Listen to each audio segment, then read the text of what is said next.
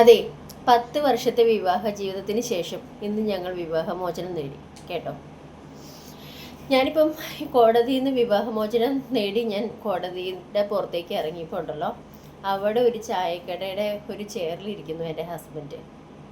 എന്നോട് ചോദിച്ചു, നിനക്ക് ഇഞ്ചിയിട്ട് ചായ ഞാൻ ഓർഡർ ചെയ്യട്ടെ എന്ന്. അപ്പം ഞാനും ഒന്നും പറഞ്ഞില്ല, ശരി ഓർഡർ ചെയ്തോളാൻ പറഞ്ഞു.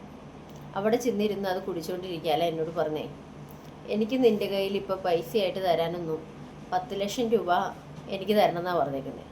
എനിക്കിപ്പോൾ പൈസ തരണമെന്നൊന്നും എൻ്റെ കയ്യിലില്ല. ഇപ്പം എനിക്കുള്ളത് എൻ്റെ ജീവൻ മാത്രമേ ഉള്ളൂ. അതും എനിക്കിപ്പോൾ വയ്യാത്ത അവസ്ഥയിലാണ്. ഞാനിപ്പോൾ ഒരു ക്യാൻസർ പേഷ്യൻ്റാണ്.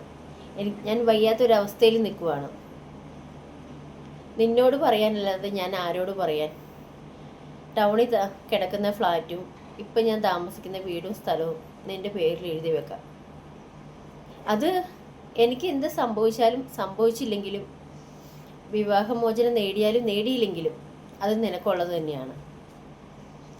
അപ്പം അതങ്ങനെ പറഞ്ഞു കഴിഞ്ഞപ്പോഴത്തേക്കും എൻ്റെ കണ്ണറിയാണ്ട് നിറഞ്ഞുപോയി. ഞാൻ വിചാരിച്ചു, ഇതെന്താ മനുഷ്യൻ നിങ്ങൾ ഇങ്ങനെ പറയുന്നതെന്ന് പറഞ്ഞ് ചിന്തിച്ചുകൊണ്ടിരുന്നു. ആളുമായിട്ട് ഞാനൊരു 15 മിനിറ്റ് ഇരുന്ന് സംസാരിച്ചപ്പോഴത്തേക്കും ആ 10 വർഷത്തെ ഞാൻ അനുഭവിച്ച ഒരേ ഇതുണ്ടല്ലോ, പാഠങ്ങളുണ്ടല്ലോ, അത് ഞാനൊരു 15 മിനിറ്റിനുള്ളിൽ മറന്നു എന്നുള്ളതാണ് സത്യമായിട്ടും. അപ്പം എനിക്ക് തോന്നി, അപ്പം ആ പേപ്പേഴ്സും കാര്യങ്ങളൊക്കെ ഇല്ലേ, അതൊക്കെ ആ സ്പോട്ടിൽ തന്നെ ഞാൻ അവിടെ വെച്ച് കീറിക്കളഞ്ഞു. കാരണം ഈ 10 വർഷം ഞാൻ ജീവിച്ചു, അതെനിക്ക് ഞങ്ങൾക്ക് 2 പേർക്കും അഡ്ജസ്റ്റ് ചെയ്യാൻ പറ്റിയില്ല. അപ്പം അത് കാരണം എന്നാ ചെയ്തു,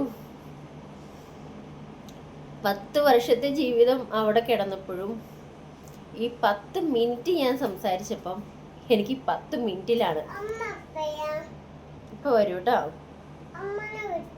ഓക്കെ തോന്നിയത്. അങ്ങനെയാണ്. എന്താ പറയുക, ഒന്നും പറയാനില്ല. Okay bye.